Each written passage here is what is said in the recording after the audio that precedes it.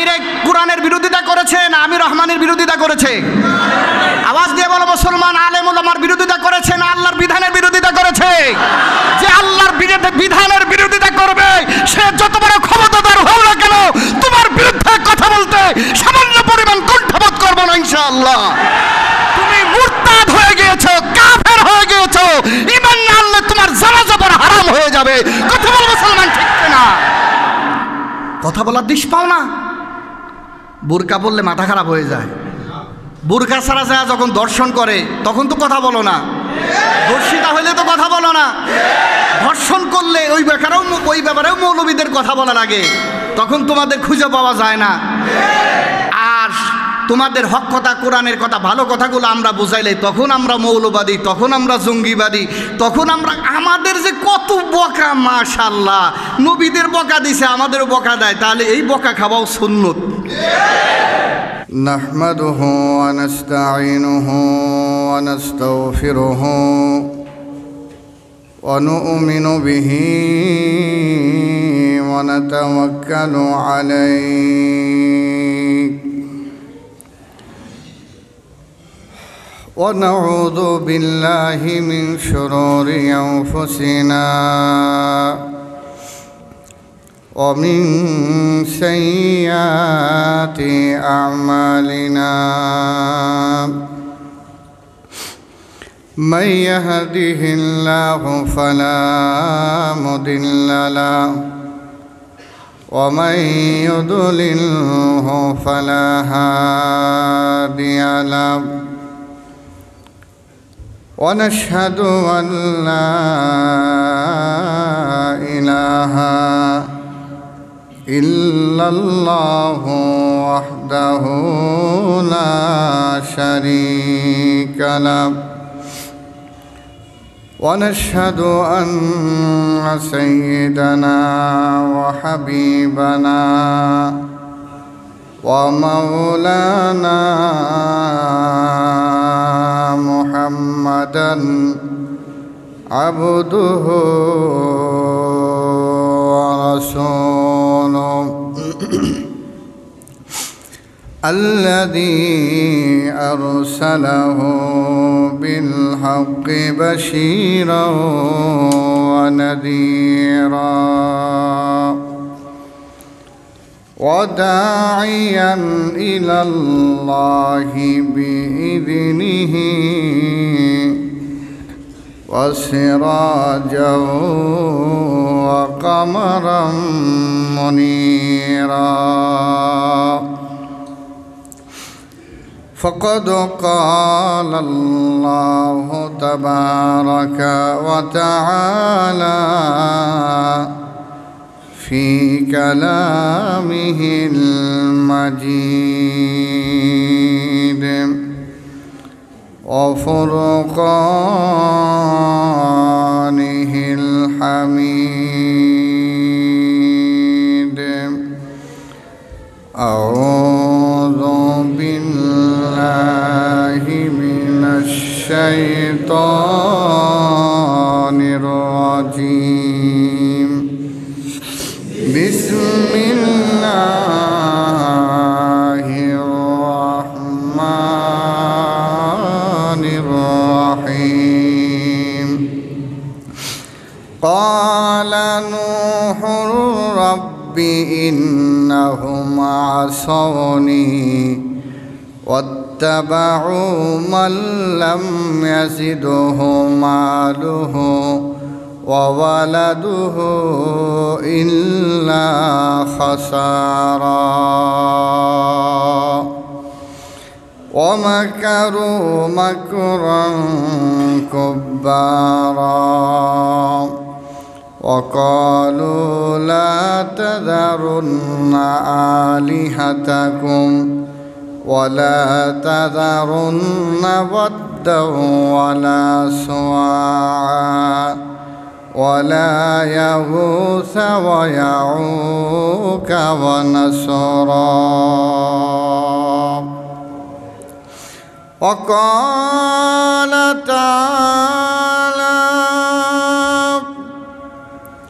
في شان حبيبه ومحبوبه مخبرا وآمرا إن الله وملائكته يصلون على النبي يا أيها الذين آمنوا صلوا عليه وسلموا تسليما اللهم صل على محمد وعلى آل محمد كما صليت على إبراهيم وعلى آل إبراهيم إنك حميد مجيد اللهم بارك على محمد وعلى آل محمد كما باركت على إبراهيم وعلى آل إبراهيم إنك حميد مجيد بلغ العلا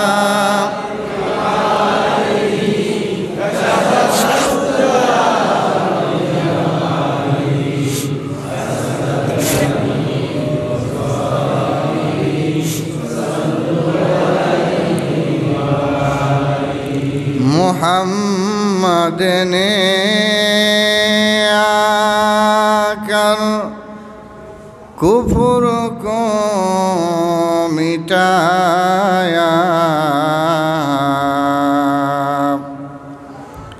محمد نے آकर کفر کو مٹایا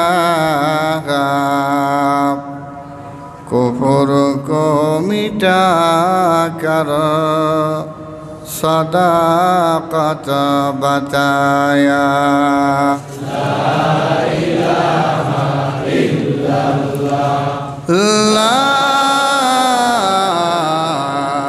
इलाहा इल्लल्लाह मुहम्मदुर रसूलुल्लाह সাল্লাল্লাহু আলাইহি ওয়াসাল্লাম। বিশ্বনবী দুনিয়া থেকে বিদায় নেওয়ার পরে কিয়ামতের আগে আর আগমন করবেন না নবী, এবং অন্য নবীরা আসবেন, তারা নবী হয়ে আসবেন না। হযরত ঈসা আসবেন, উনি নবী হয়ে আসবেন না। এই কোরআন তাকে মানতে হবে, নবীর আদর্শ তাকে মানতে হবে, নবীর নবুয়ত তাকে মানতে হবে। তাহলে কিয়ামত পর্যন্ত নতুন কোনো নবীর আগমন ঘটবে না। তাহলে নবী চলে গেলেন, আজ থেকে প্রায় 1400 বছর হয়ে যাচ্ছে। তাহলে এই উম্মতকে কারা রাস্তা দেখাবে? এই উম্মতকে জাহান্নাম থেকে বাঁচিয়ে জান্নাতের পথ কারা দেখাবে? এই উম্মতের সামনে নবীজি কি রেখে গেলেন? নবীজির বিদায় হজের ভাষণ হলো, আমার উম্মতের, আমার সাহাবীরা, 100 লক্ষ সাহাবায়ে কেরামের সামনে আমার আপনার পয়গম্বর যে ভাষণটা দিলেন, যেই ভাষণ ঐতিহাসিক ভাষণ, অল্প সময়ের ভিতরে এত বিস্তারিত কথা নবীজি বলে গেলেন। নবীজি সমস্ত সাহাবীদেরকে লক্ষ্য করে বললেন, আমার সাহাবীরা, আমি তো আর চিরদিন তোমাদের মাঝে থাকব না, তবে আমি না থাকার সময় আমার অবর্তমানে তোমরা কার ফলো করবে, কোন জিনিসকে ফলো করবে, কোন জিনিসকে তোমরা মানবে, কোন অনুযায়ী তোমরা তোমাদের জীবন বিধান পরিচালনা করবে, এর একটা ফর্মুলা আমি পয়গম্বর তোমাদেরকে দিয়ে যাচ্ছি। সুবহানাল্লাহ বলেন। ওই ফর্মুলা যদি আমি আপনি মানতে পারি, সমস্ত বিশ্ববাসী যদি মানতে পারে, তাহলে সমস্ত বিশ্ববাসীর জন্য আল্লাহ নাজাতের ফায়সালা করে দিবেন। নবীজি বললেন, তারাকতু ফীকুম আমরাইন লান তাদিল্লু মা তামাসসাকতুম বিহিমা কিতাবাল্লাহি ওয়া সুন্নাতা রাসূলিক। বিশ্বনবী নবী মুহাম্মদুর রাসূলুল্লাহ সাল্লাল্লাহু আলাইহি ওয়াসাল্লাম আখিরি বিদায় হজের ভাষণে, ঐতিহাসিক ভাষণে নবী আলাইহিস সালাতু ওয়াসসালাম এমন জামে মানে এমন পূর্ণাঙ্গ একটা উপদেশ আর কথা সাহাবায়ে কেরামের সামনে লক্ষ্য করে কিয়ামত পর্যন্ত আনেওয়ালা উম্মতদেরকে লক্ষ্য করে বললেন, আমার সাহাবীরা রে, আমি নবীর বর্তমানে তোমরা কোন জিনিসগুলো ফলো করবে? বিশ্ব নবী বললেন, সাহাবীরা রে, আমি আমার অবর্তমানে তোমরা যদি কোনো বিষয়ে মতনৈক্য হয়, তোমাদের কোনো বিষয়ে যদি তোমাদের মাঝে দ্বন্দ্ব হয়ে যায় শরীয়ত নিয়া ইসলাম নিয়া, তখন তোমরা কোন জিনিসের অনুসরণ করবে, ফলো করবে? নবী বলেন, তোমাদেরকে আমি পয়গম্বর বলে যাচ্ছি, লান তাদিল্লু মা তামাসসাকতুম বিহিমা কিতাবাল্লাহি ওয়া সুন্নাতা রাসূলি। আমি পয়গম্বর বলতেছি, যতক্ষণ পর্যন্ত তোমরা আল্লাহর কোরআন আর আমি পয়গম্বরের সুন্নতের অনুসরণ করবে, ততক্ষণ পর্যন্ত তোমরা বিপদগামী হবে না। সুবহানাল্লাহ। কিসের ফলো করা লাগবে? আওয়াজ দিয়ে বলেন, কিসের? কোরআনের আওয়াজে তো আসতে কেন? আরো জোরে বলেন, প্রাণ ভরে বলেন, কিসের? কোরআনের অনুসরণ করতে হবে। লান তাদিল্লু মা তামাসসাকতুম বিহিমা কিতাবাল্লাহ। যতক্ষণ পর্যন্ত এই মুসলিম জাতি কোরআনকে আঁকড়ে ধরবে, ততক্ষণ পর্যন্ত পথ হারানোর কোনো সম্ভাবনা। আমরা তো কত মানুষের সামনে নামেই বলি, যতদিন তোমার হাতে বাংলাদেশ থাকবে ততদিন পথ হারাবে না।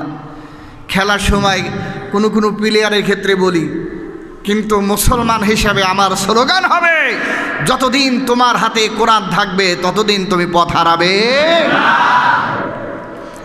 2 নম্বর নবী বলেন,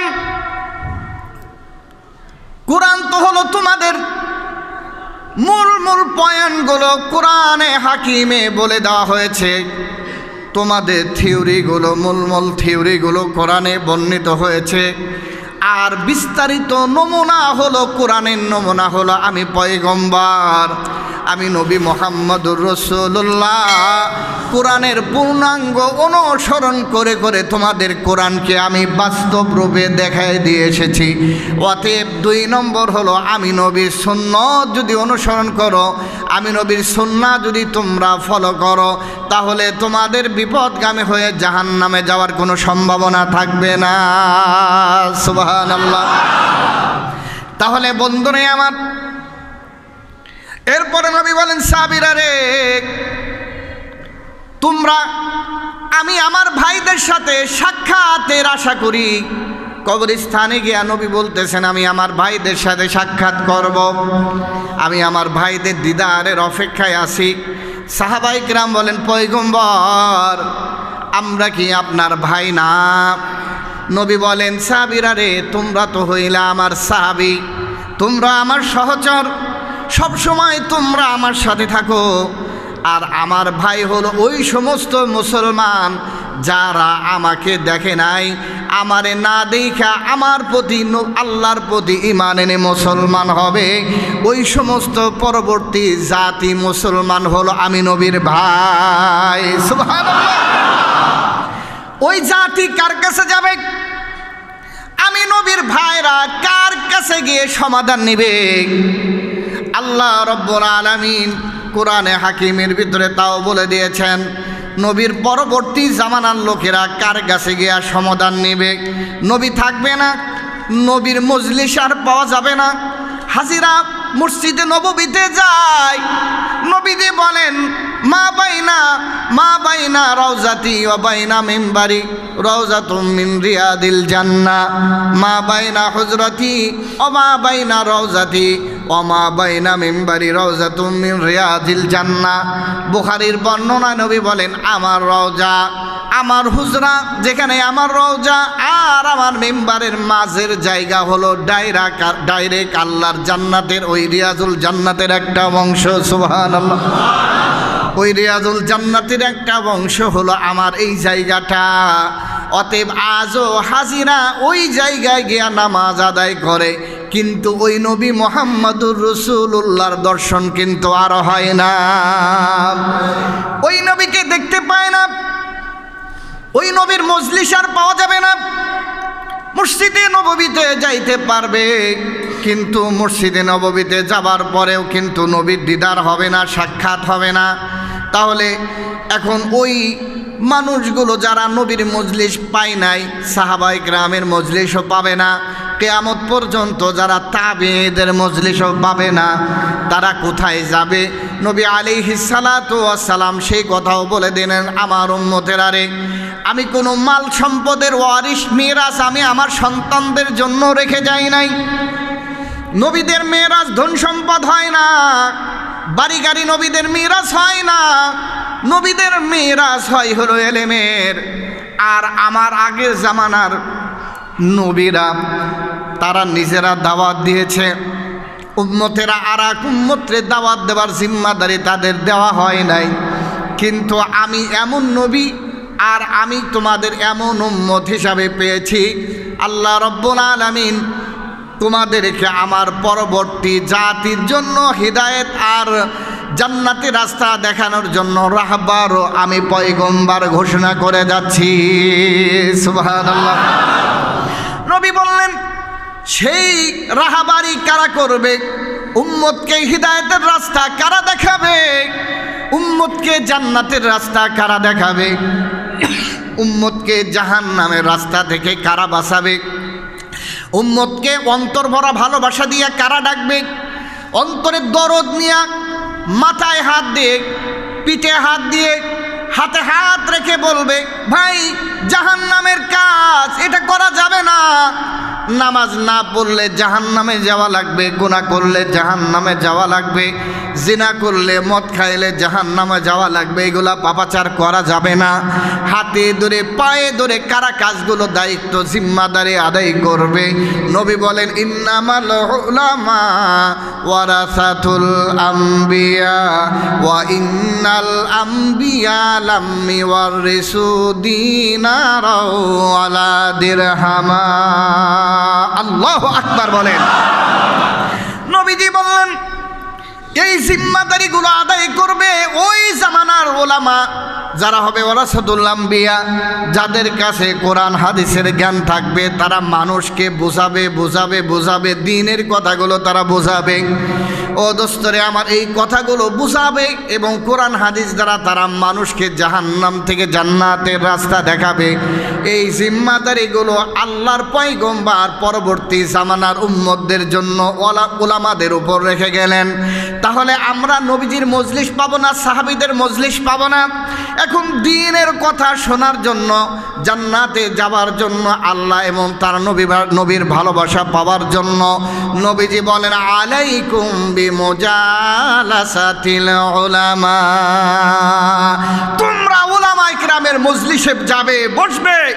উলামায়ে কেরামের মজলিস থেকে কোরআন হাদিসের দিক নির্দেশনা শুনে ওই অনুযায়ী নিজের জীবন পরিচালিত করবে, তো তোমাদের জীবন ধন্য হয়ে জান্নাতে হয়ে যাবে। সুবহানাল্লাহ। তাহলে আমার মুসলমান ভাইরা, এই জাতিকে হক আর না হক বোঝানোর জিম্মাদারি উলামায়ে কেরামদের। তারা কোরআন হাদিস থেকে হক আর না হক, জায়েজ না জায়েজ, হালাল হারামের মাঝে ব্যবধান বোঝানোর জিম্মাদারি কাদের? আলেম ওলামাদের। কাদের বলেন? হক না হক, সত্য মিথ্যা, বাতিল আর অন্যায়, এই সবগুলোর ব্যবধান কোরআন হাদিস থেকে বোঝানোর জিম্মাদারি উলামায়ে কেরামের। উলামায়ে কেরাম বুঝাবে, তাদের সাধ্য অনুযায়ী চেষ্টা করবে আপনাকে গুনাহ থেকে ফেরানোর জন্য। এখন যদি আপনি গুনাহ থেকে না ফেরেন, তাহলে এই জন্য তো আর উলামায়ে কেরাম কি থাকবে না? দায়ী থাকবে না। আমার বন্ধুগণ, এই জন্য আসেন, যুগে যুগে নবী আলাইহিস সালাতু ওয়াস সালাম উম্মতদেরকে বুঝাইছেন, নবীরা বুঝাইছেন, আমার নবীর সাহাবীরা বুঝাইছেন, তাবিঈনরা তার জামানার লোকদেরকে বুঝাইলেন, এরপরে যারা আছেন তারা তাদের জামানার লোকদেরকে বুঝাইলেন। এভাবে বুঝাইতে বুঝাইতে হাতে ধরে পায়ে ধরে পিঠে হাত দিয়ে মাথায় হাত দিয়ে মানুষকে নামাজি, মানুষকে মুসল্লি, মানুষকে হাজি, মানুষকে রোজা পালনকারী এই জাতির ওলামা ইকরামগুলোই করতেছেন। ওলামা ইকরাম এই মানুষকে আপনার স্বার্থহীনভাবে মানুষদের পিছনে মেহনত করে মানুষকে জাহান্নাম থেকে জান্নাতি মুখী করার জন্য অক্লান্ত পরিশ্রম করে যাচ্ছে। কথা বলেন ঠিক কিনা? আমার মুসলমান ভাইরা, যারা নিজেরা নিঃস্বার্থভাবে 24টা ঘন্টা ফিকির হলো কিভাবে জাতি বাঁচতে পারে, কিভাবে জাতি জাহান্নাম থেকে জান্নাতে যাইতে পারে, দুনিয়া আখেরাতে সফলতা লাভ করতে পারে, যেই জাতির ওলামা ইকরাম সারাদিন নিঃস্বার্থভাবে এই ফিকির, এই মেহনত, এই শ্রম যারা করে যাচ্ছে, আজ হক কথা বলার কারণে, নিজের স্বার্থে আঘাত লাগার কারণে, নিজের দলের উপর আঘাত লাগার কারণে, হয়তো নিজের কোনো নেতার বিরুদ্ধে যাওয়ার কারণে, অথবা নিজেদের কোনো ভুল সিদ্ধান্ত যাওয়ার কারণে আজ এই ওলামা ইকরাম তোমাদের কাছে ঘৃণার পাত্রে রূপান্তরিত হয়েছে। খুব ভালো করে বুঝবেন, এই উলামা ইকরাম কারা? এরা তো সমস্ত নবীদের উত্তরসূরি। নবীরা যা করেছে এরা তো ওই জিম্মাদারি পালন করে। আমি আপনাদের সামনে হযরত নূহ আলাইহিস সালাতু ওয়াস সালামের জামানার কথা, তার জাতির কথা, তার সাথে কি আচরণ করেছে এই আয়াত তেলাওয়াত করেছি। এটা তো 1 ঘন্টার আলোচনা না, এটা একসাথে লাগাতার 2-4 ঘন্টা যদি আলোচনা করা যেত তাহলে আমি হয়তো কিছু বলতে পারতাম। হযরতে নূহের জাতি কি করলো তার নবীর সাথে, হযরতে নূহ আলাইহিস সালাতু ওয়াস সালামের সাথে তার জাতি কি আচরণ করলো। নূহ আলাইহিস সালাতু ওয়াস সালাম বুঝায়, সকালে বুঝায়, বিকালে বুঝায়, দুপুরে বুঝায়, এক টানা 950 বছর বুঝাইছেন। কত বছর? আওয়াজ দিয়ে বলেন কত বছর? 950 বছর পর্যন্ত দাওয়াতের মেহনত করলেন হযরতে নূহ আলাইহিস সালাতু ওয়াস সালাম, যার কথাগুলো আল্লাহ তাআলা সূরা নূহের ভিতরে তুলে ধরলেন। জাতির জন্য না খেয়ে না ঘুমিয়ে যেই নবী তার উম্মতের জন্য জীবন বিলায় দিলেন, ওই জাতি তার নবীর সাথে কি আচরণটা করলো। আমার তো ভয় হয় ওই বনি ইসরায়েলের সাথে আমার আল্লাহ আরশের মালিক আল্লাহ যে আচরণ করেছে। আজ তোমরা সামান্য দলের একটা পদবীর জন্য, আজ দুনিয়ার একটা স্বার্থের জন্য, দুনিয়ার অর্থ সম্পদের জন্য আজ তোমরা সেই ওয়ারাসাতুল আম্বিয়াদের বিরুদ্ধে যে আচরণ করতেছো, আমার মাঝে মাঝে চিন্তা হয় ওই জামানার বনি ইসরায়েলের সাথে আল্লাহ যে আচরণ করেছে তোমাদের সাথে যদি ওই আচরণ করে তাহলে তো উপায় থাকবে না, তাহলে তো আর বাঁচতে পারবে না, ওই রকম বানর হয়ে যাবে, যেটা কোরআনে হাকিমে আল্লাহ তাআলা ডাইরেক্ট বলে দিয়েছেন। আমি আপনাদেরকে শোনাবো হযরতে দাউদ আলাইহিস সালাতু ওয়াস সালামের জামানার জাতিকে আল্লাহ কি করলেন। আমি আপনাদেরকে শোনাবো, কিন্তু এই সময় তো শোনাইতে পারবো না। আমি দাউদের জামানার লোকদের সাথে আমার আল্লাহ কি আচরণটা করলেন। হযরতে দাউদ কি নিজের স্বার্থের দিকে মানুষকে ডাকছেন? কার দিকে ডাকছেন? আল্লাহর দিকে ডাকছেন। হযরতে নূহ আলাইহিস সালাতু ওয়াস সালাম মানুষকে কি নিজের স্বার্থের দিকে ডাকছেন? কার দিকে ডাকছেন? আল্লাহর দিকে ডাকছেন। হযরতে নূহ আলাইহিস সালাতু ওয়াস সালামের জাতিকে একটানা 950 বছর বুঝাইছেন। জাতি তো শোনেই না, শুধু কি এখানেই ক্ষান্ত। আল্লাহ রাব্বুল আলামিন ওই জাতির কথা দোস্তরে আমার আল্লাহ রাব্বুল আলামিন কোরআনে হাকিমের ভিতরে তুলে ধরলেন। হযরতে নূহ বলে, আল্লাহ কেমন জাতির কাছে আমাকে পাঠাইলেন, যেই জাতিকে আমি দিন রাত ভরে তাদেরকে আহ্বান করি, দাওয়াত দেই, কিন্তু তারা তো আমার দাওয়াত শোনে না, কবুল করে না, তারা তো আমার দাওয়াত অনুযায়ী চলে না।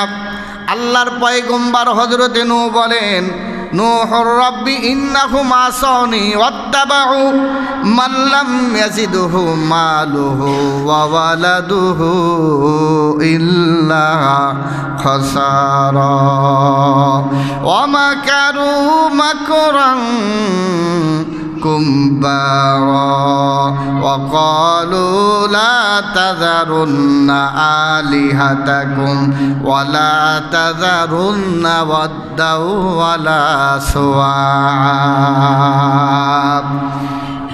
বন্ধুরা আমার, মুসলমান ভাইরা আমার, আমাদেরকে হযরতে নূহ আলাইহিস সালাতু ওয়াস সালামের জাতি থেকে শিক্ষা নেওয়া লাগবে।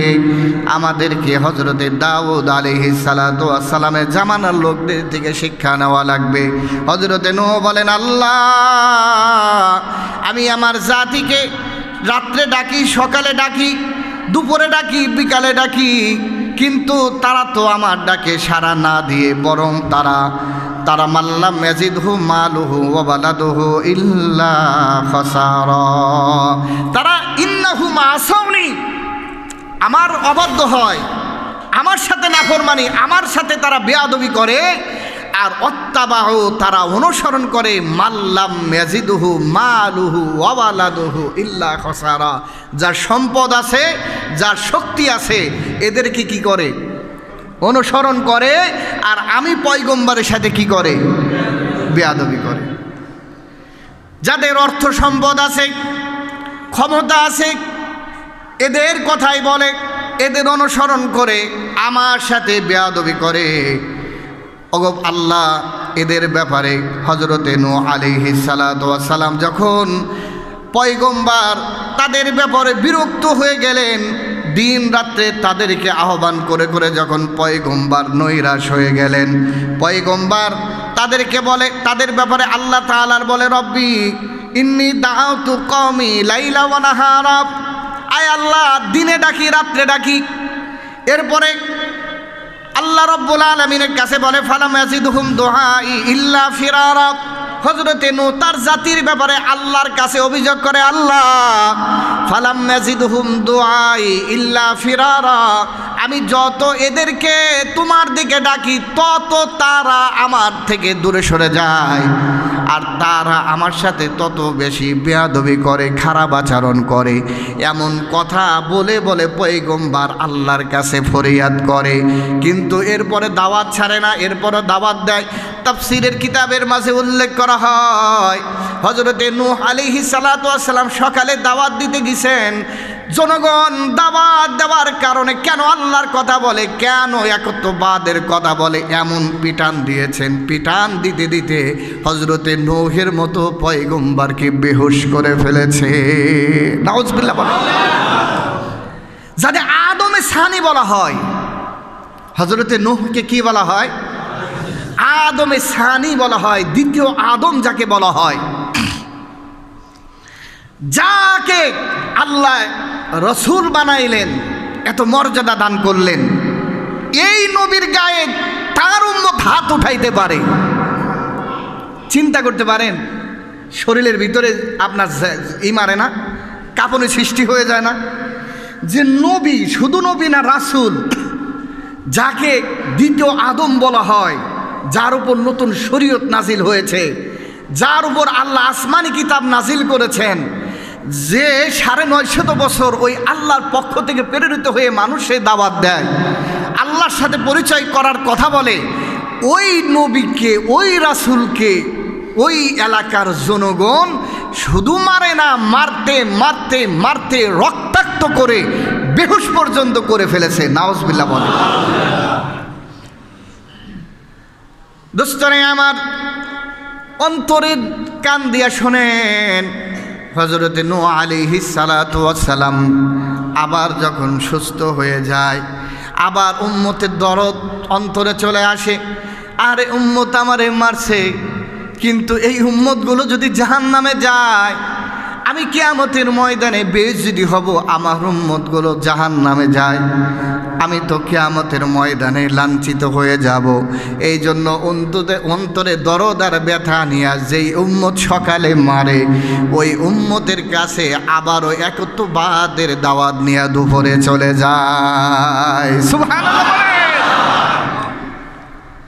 দুপুরবেলায় আবার মারে, আরো বকা কথা বলে, বাজে কথা বলে, নূহরে তোমার লজ্জা শরম নাই?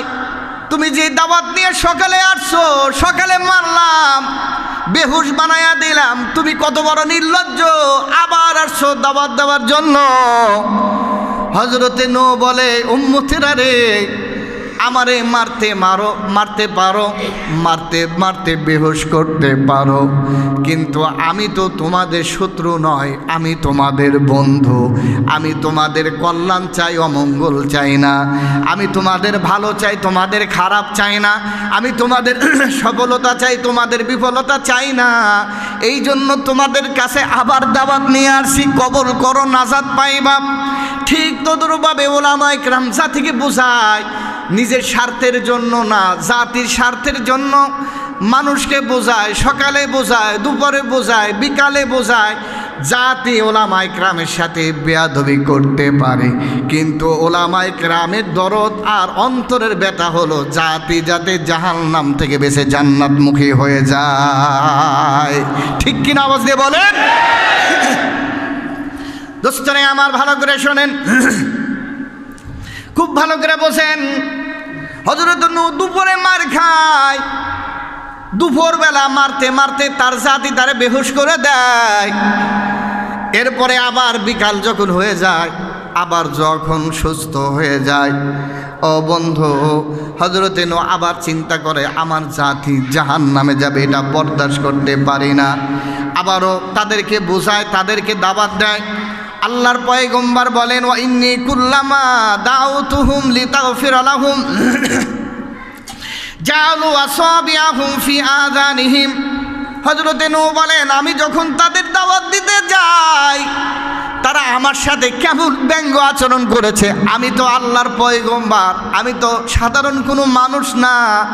তারা কেমন আচরণ করলো? পয়গম্বর বলেন, তারা অস্তাগশাউ সিয়াবাহুম ওয়া ইন্নী কুল্লামা দাউতুহুম লিতাগফিরা লাহুম জাআলু আসাবিআহুম ফি আযানিহিম। তারা তাদের আঙ্গুলগুলো কানের ভিতরে ঢুকায় দিত, যাতে আমার কথা তারা শুনতে না পায়। জাআলু আসাবিআহুম ফি আযানিহিম, তারা তাদের আঙ্গুলগুলো কানের ভিতরে ঢুকায় দেয়, যাতে করে নবীর কথা শুনতে না পায়। ও দোস্ত, এখনও নমুনা আছে বিভিন্ন জায়গায় ওয়াজ মাহফিল, আপনার মাইক শব্দ দূষণের কথা বলে মাইকে যাতে ওয়াজ না করা হয়, মাইকে কোরআনের কথা, হাদিসের কথা যাতে আর না বলা যায়, এই জন্য মাইক ব্যতীত পারলে বয়ান করো, না পারলে না করো, এমন আপনার বিধান ওই আপনার সাতক্ষীরায় আপনার চালু হয়ে গিয়েছে। নাউজুবিল্লাহ বলে। কোরআনের কথা মানুষের কানে গেলে ভালো লাগে, অন্তর পরিবর্তন হয়, কান দিয়ে যায়, অন্তর পরিষ্কার করে জাহান্নাম থেকে জান্নাতি বানায় দেয়। দোস্তরে আমার, জাআলু আসাবিআহুম ফি আযানিহিম ওয়াস্তাগশাউ সিয়াবাহুম, তারা তাদের চেহারাটাকে কাপড় দিয়ে আবৃত করে নিত, যাতে আমার কথাগুলো তারা শুনতে না পায়। ওয়াসারু, এবং তারা জিদ করত, আমার সাথে তারা বাড়াবাড়ি করত। ওয়াস্তাকবারু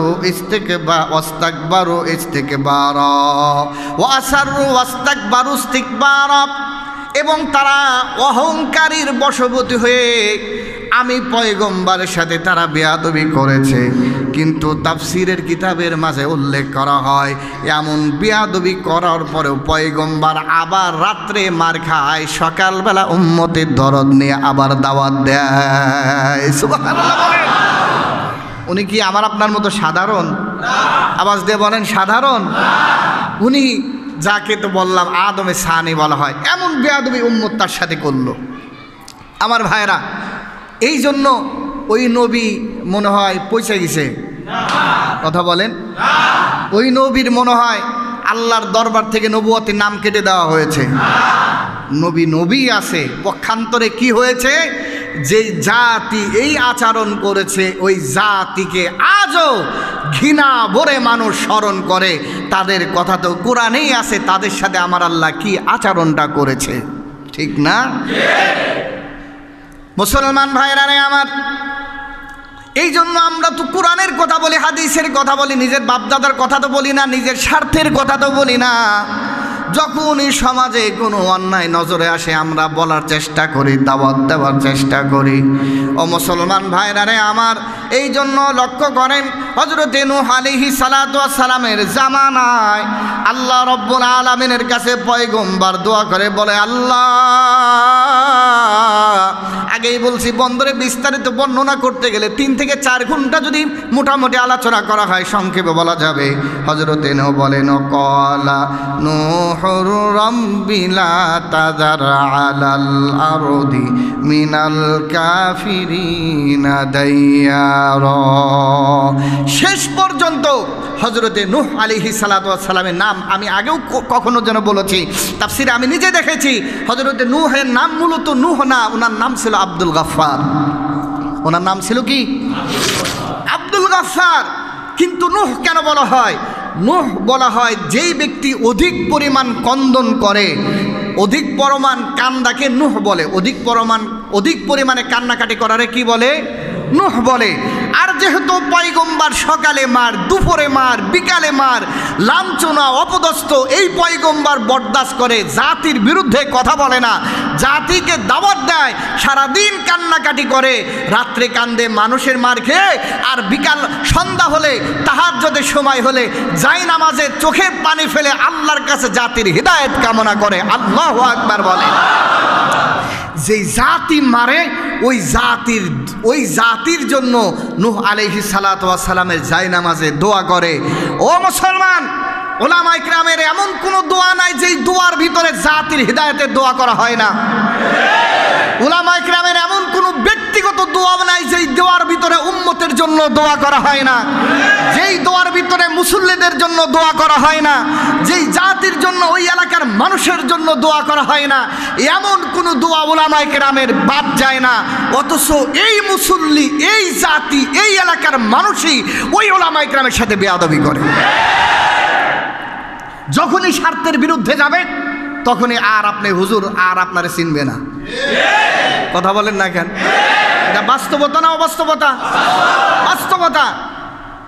বন্ধুরা আমার, যেই জাতির উলামায়ে কিরামের প্রত্যেকটা দোয়া হলো জাতির কল্যাণের দোয়া, প্রত্যেকটা দোয়ায় জাতির মঙ্গল কামনা করা হয়, প্রত্যেকটা দোয়ায় জাতির হিদায়াত কামনা করা হয়। শুধু কি তাই, বাস্তবতা আপনারা দেখেছেন যেই করোনার সময় মানুষের আসল বন্ধু আর নকল বন্ধু প্রমাণ হয়ে গিয়েছে। ঘরের ভিতরে সন্তান বাবার লাশ ফেলে পলায়ন করেছে, স্ত্রী লাশ স্বামী ফেলে পলায়ন করেছে, বাবা সন্তানের লাশের কাছে যায় না, পলায়ন করেছে। শুধু লাশের কাছে না, বাড়ি থেকে পলায়ন করে গিয়েছে। এই লাশগুলো উদ্ধার করে এই জাতির উলামায়ে কিরাম ধুয়ায়ে গোসল করে জানাজা দিয়ে দাফন করেছে। কথা বল মুসলমান, ঠিক কিনা? আজ এই উলামায়ে কিরামের সাথে বেয়াদবি করো, আমার তো ভয় হয় ওই আরশের মালিক কিন্তু এখনো আছে, যাদেরকে যেই দাউদের জামানার যুবকদেরকে বানাইছে বানর আর বৃদ্ধদেরকে বানাইছে শূকর। দোস্তরে আমার কয়টা কথা বলবো। সূরা বাকারা খোলেন, সূরা বাকারার তাফসিরটা গিয়া যদি বাংলার তাফসির বাড়ির বাসায় থাকে দেখেন, নালে আমার কাছ থেকে হাওলাত নিয়েন। ও দোস্ত, আল্লাহ রাব্বুল আলামিন প্রথম পারায় সূরা বাকারার ভিতরে সেই কথাগুলো তুলে ধরেছেন। হযরতে দাউদ আলাইহিস সালাতু ওয়াস সালামের জামানার কথা, যেই জামানায় ওই জামানার উম্মতেরা হযরতে দাউদের সাথে যে আচরণটা করেছে, ওই জামানার কথাটা আল্লাহ সুবহানাহু ওয়া তাআলা কোরআনে হাকিমের ভিতরে তুলে ধরেছেন। ওই জাতি যখন আপনার শনিবারে তারা মাছ ধরত, আল্লাহ তাআলা শরীয়ত বানায় দিলেন। হযরতে দাউদের তেলাওয়াত শুনে মাছ পর্যন্ত সাগরের কিনারায় চলে আসতো। আল্লাহু আকবার বলেন। দাউদের তেলাওয়াত এত শ্রুতি মধুর ছিল, জান্নাতেও জান্নাতীদেরকে হযরতে দাউদের তেলাওয়াত শোনানোর ব্যবস্থা করে দেওয়া হবে। আল্লাহু আকবার, আল্লাহু আকবার বলেন। ও যুবক রে, কার সাথে বেয়াদবি করো একটু চিন্তা করো। তোমার স্বার্থের জন্য কোনোদিনও তো আমরা আহ্বান করি নাই। তুমি বাঁচো, তোমার পরিবার বাঁচুক, আমরাও বাঁচি, সবাই জান্নাতে যাই। আমাদের ভালোবাসা মোহাব্বত তো শুধু এতটুকু, যাতে তোমারে বাঁচাইয়া জান্নাতে নিতে পারি। এই জন্য নবীজি বলছেন, প্রকৃত ঈমানদার তো তারাই যারা আল্লাহর জন্য ভালোবাসা করে, আল্লাহর জন্যই শত্রুতামি করে। আমরা তো তোমাদের আল্লাহর জন্যই ভালোবাসি রে দোস্ত। তোমরা আমার আল্লাহ আমার নবীর কথা মানবা, তোমাদের সাথে আমাদের কোনো শত্রুতা নাই, তোমাদের সাথে আমাদের কোনো দুশ্মনী নাই, আদাওয়াতি নাই। তোমাদের মোহাব্বত অন্তরে যথেষ্ট পরিমাণ আছে, কিন্তু আল্লাহ রসুল কোরআন হাদিসের বিরুদ্ধে যখন কোনো কাজ করবে বোঝানোর চেষ্টা করব, না বোঝাইলে তো তোমার সাথে আমার কোনো আপোষ চলবে না। ও দোস্তরে আমার, এই জন্য ভালো করে বোঝো হযরতে দাউদের জামানার লোকদের সাথে আল্লাহ কেমন আচরণ করলেন। বন্ধুরা আমার, দাউদের জামানার লোকরা তেলাওয়াত শুনে মাছ সমুদ্রে চলে আসে। শনিবারে তারা ইবাদত করত। শনিবার ছিল তাদের, আমাদের জুমার দিন শুক্রবার, তাদের ছিল শনিবার। এই জন্য শনিবারে তারা দেখতো দাউদের জামানায় ওই মাছগুলো সমুদ্রের কিনারায় আসতো, মাছ মারা লাগবে মোক্ষম সময়। এখন পয়গম্বরের কাছে মাছরার যে জানায় পয়গম্বর, আমরা আসি কোরআন তেলাওয়াত শোনার জন্য, আর শিকারীরা আমাদের গ্রেপ্তার করে, এটা কেমন হয়? হযরতে দাউদ আল্লাহর কাছে জানানোর পরে আল্লাহ বিধান দিয়ে দিলেন, না শনিবারে মাছ ধরা যাবে না। এখন প্রত্যেক জামানায় ইসলাম ধ্বংস করার জন্য, নবীর বিরোধিতা করার জন্য, কোরআন হাদিসের বিরোধিতা করার জন্য, ও দোস্তরে আমার, ইসলাম শরীয়ত কোরআন হাদিস আর এই কোরআন হাদিসের ধারক বাহক আলেম ওলামাদের নবীদের বিরোধিতা করার জন্য একদল সব সময় আছে না না? এক শ্রেণীর মানুষ সব সময় ছিল, আছে, থাকবে। ও দোস্তরে আমার, ভালো করে বসেন। ওই দাউদের জামানার বুদ্ধিজীবীরা তখন আপনার বলতেছে, তোমরা শোনো, শনিবারে তো তোমাদের আল্লাহ মাছ ধরতে নিষেধ করলো, সমস্যা নাই, তোমরা একটা এই নদী থেকে খাল কাটো, ড্রেন কেটে নাও, ড্রেন কাইটা ওই দূরে নিয়ে যাও। শনিবারে যখন মাছগুলো আসবে ড্রেন দিয়া দূরে দূরে চলে যাবে, আর যখন সন্ধ্যা হয়ে যাবে এইখানে বাঁধতে দিবে, আটকায় দিবে, তাহলে যেই মাছগুলো ভিতরেগুলো বের হইতে পারবে না, আর তোমরা মজা করে ধরবে আর খাবে, সমস্যা হবে না। নাউজুবিল্লাহ বলেন। এটা হলো বুদ্ধিজীবীদের বুদ্ধি। কাদের বুদ্ধি? দেখেন নাই সেদিনকে এক বুদ্ধিজীবী কইছে বোরকা পরলে নাকি মেয়েদের মাথা খারাপ হয়ে যায়, মস্তিষ্ক বেলে নষ্ট হয়ে যায়। বুদ্ধিজীবী কথা বলেন না কেন? কথা বলেন না কেন? কি কর না কেন আপনারা? সব যদি আমার মুখ দিয়ে বার করেন তাহলে আপনারা কি করবেন বলেন? আওয়াজ দিয়ে বলেন, আওয়াজ দিয়ে বলো। ডাইরেক্ট কোরআনের বিরোধিতা করেছে না আমি রহমানের বিরোধিতা করেছে? আওয়াজ দিয়ে বলো। মুসলমান আলেম ওলামার বিরোধিতা করেছে না আল্লাহর বিধানের বিরোধিতা করেছে? যে আল্লাহর বিধানের বিরোধিতা করবে সে যত বড় ক্ষমতাধর হোক না কেন, তোমার বিরুদ্ধে কথা বলতে সামান্য পরিমাণ কুণ্ঠাবোধ করবো না ইনশাআল্লাহ। তুমি মুরতাদ হয়ে গিয়েছো, কাফের হয়ে গিয়েছো, ঈমান না আনলে তোমার জানাজা পড়া হারাম হয়ে যাবে। কথা বল মুসলমান, ঠিক না? কথা বলার দিশ পাও না? বোরকা পরলে মাথা খারাপ হয়ে যায়। বোরকা ছাড়া যায় যখন দর্শন করে তখন তো কথা বলো না, ধর্ষিতা হইলে তো কথা বলো না, ধর্ষণ করলে ওই ব্যাপারেও মৌলবীদের কথা বলা লাগে, তখন তোমাদের খুঁজে পাওয়া যায় না। আর তোমাদের হক কথা, কোরআনের কথা, ভালো কথাগুলো আমরা বুঝাইলে তখন আমরা মৌলবাদী, তখন আমরা জঙ্গিবাদী, তখন আমরা, আমাদের যে কত বকা, মাশাআল্লাহ, নবীদের বকা দিছে আমাদেরও বকা দেয়, তাহলে এই বকা খাওয়াও সুন্নত। বকা খাওয়া কি? আর যারা দিতেছে তারা তো নবীদেরও দিছে। কথা বলেন না কেন?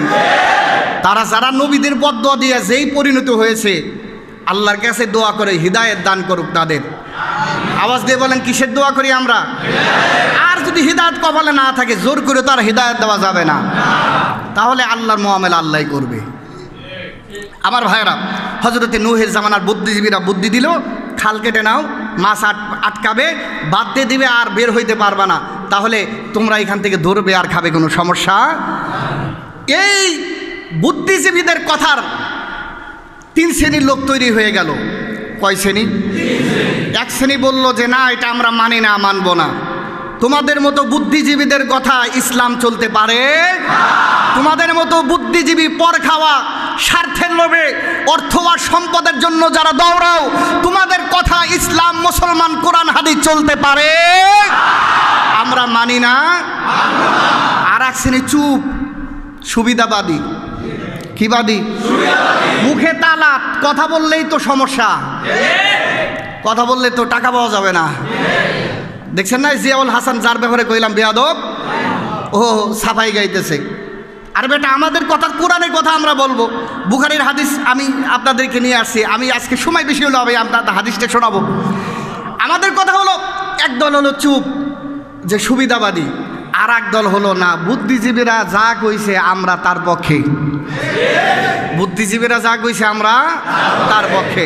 তো এই কোরআনের এই আয়াত আমি আপনাদেরকে বলে দিচ্ছি, আপনারা বাড়িতে গিয়ে দেখবেন আল্লাহ সুবহানাহু ওয়া তাআলা তাদের ব্যাপারে কি করলেন। ওয়ালাকাদ আলিমতুমুল্লাযিনা আতাদাউ মিনকুম ফিস সাবতি ফাকুলনা লাহুম কুনু কিরাদাতান খাসিন।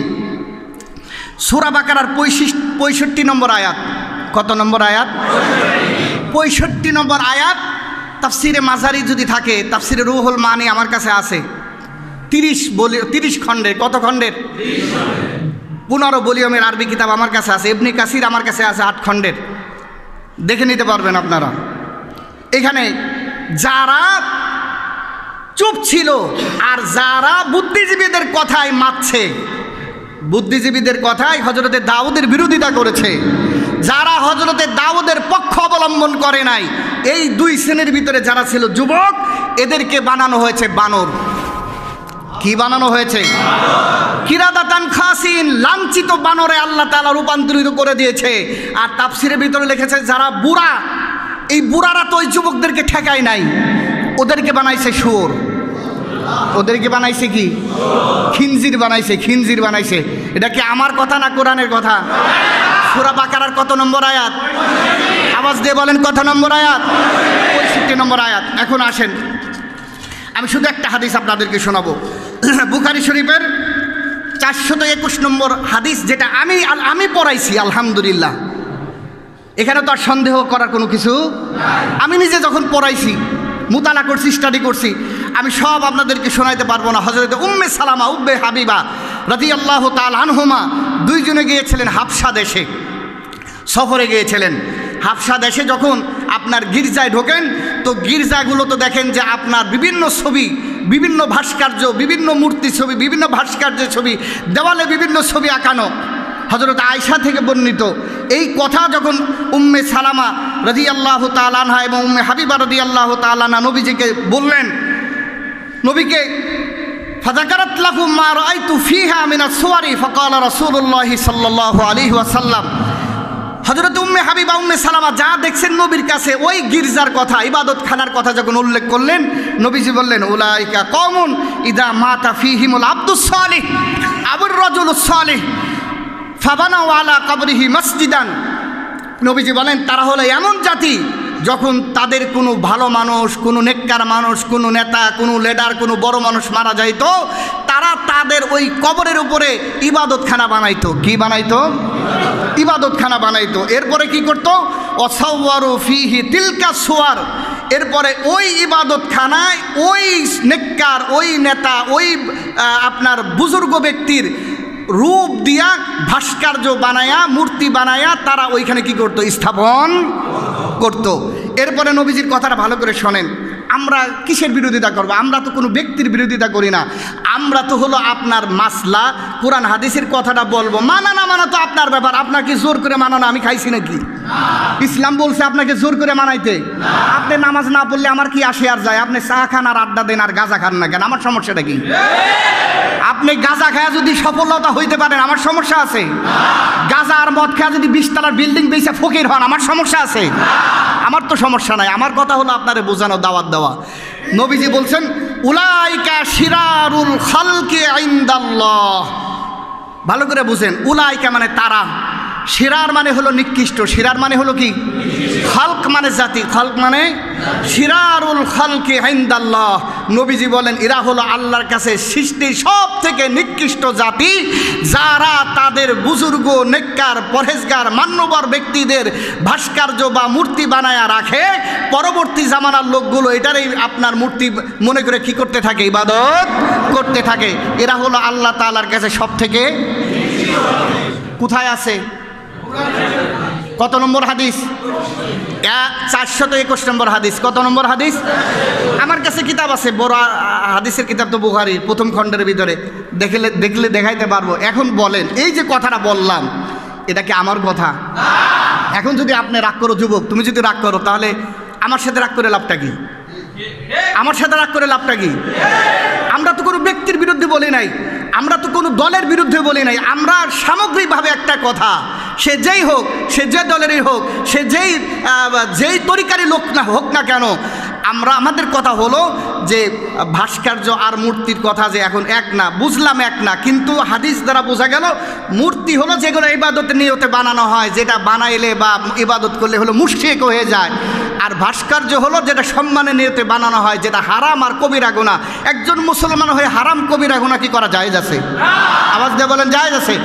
আমরা এই কথাটা বোঝানোর চেষ্টা করছি, মানা না মানা আপনার ব্যাপার, মানলেও ভালো, না মানলেও ভালো, এটা আপনার ব্যাপার। এই জন্য যুবক, আমি আপনাদেরকে যে কথাটা বলতেছি সেটা হলো যে আমরা নিজের জন্য, নিজের স্বার্থের জন্য, নিজের পদমর্যাদার জন্য এমন কোনো কথা বলবো না, এমন কোনো আচরণ করব না। আল্লাহ না করুক যেই জাতির উলামা ইকরাম নামাজে, ব্যক্তিগত দোয়ায়, বিপদে আপদে সব সময় আপনার পাশে, আপনার জন্য দোয়া করে, আপনার মঙ্গল কামনা করে, আপনি কিভাবে জাহান্নাম থেকে বেঁচে জান্নাতি হইতে পারেন, করোনার সময় আপনার যার বাস্তব চিত্রগুলো আপনারা দেখেছেন। ও দোস্ত, এই আলেম ওলামার সাথে, আলেম ওলামার ব্যাপারে আমার আপনার এমন কোনো বেয়াদবিমূলক আচরণ যেন না হয়ে যায়। আল্লাহ না করুক ওই হযরতে দাউদের জামানার আল্লাহ যদি স্বভাবটা দেখায় দেয়, তাহলে কি ভয়ানক দৃশ্য হয়ে যাবে। আল্লাহ আমাদেরকে বুঝার আমল করার তৌফিক দান করেন। আল্লাহ আমাদেরকে বুঝার আমল করার তৌফিক দান করেন। আল্লাহ আমাদেরকে কোরআন হাদিসের কথাগুলো মানার আমল করার তৌফিক দান করেন। আল্লাহ কোরআন অনুযায়ী আমাদের জীবন পরিচালনা করার তৌফিক দান করেন। অদস্ত আবারও বলি, যদি বুঝে না আসে বোঝার চেষ্টা করবেন। অনর্থক কোরআন হাদিস নিয়ে না বুঝা বিতর্কে আমরা কি হব না, জড়িত হব না। আমাদের আগেই বলছি, আমাদের দরদ, আমাদের কথা হলো আপনাদেরকে বোঝানো। আমি তো আবারও বলি, মানা না মানা কার ব্যাপার? আপনার ব্যাপার। এখন এরপর আর কোনো কথা থাকে নাকি? এই কথা আমি বলতে পারবো না, এই যে হাদিস কোরআনের কথা আমি বলতে পারবো না, বলতে হবে। তো এখন যদি বলি তাহলে এখন রাগ করে তো আর লাভ নাই। কোরআনের কথা বলছি, আগেও বলতেছি, এখনও বলতেছি, না কোনো দলের, না কোনো নেতার, না কোনো সম্প্রদায়ের বিরুদ্ধে আমাদের কথা। আর একটা কথা এখন বলে দেই, আপনারা তাহলে বলতে পারেন হুজুর তাহলে কি হিন্দুদের মূর্তি ভেঙে বলবো নাকি বাড়িতে যায়? সব হবে না, গুনাহ হবে। কি হবে? গুনাহ হবে। ওরা ওদের ইবাদতখানায় হাজার মূর্তি বানাক, তারা ইবাদত করুক, তাদের নিরাপত্তা জিম্মাদারি দেওয়ার দায়িত্ব রাষ্ট্রের। সমস্ত মুসলমানের তাদের মূর্তির গায়ে কি দেওয়া যাবে না, হাত দেওয়া যাবে না। বোঝা যাচ্ছে কথা?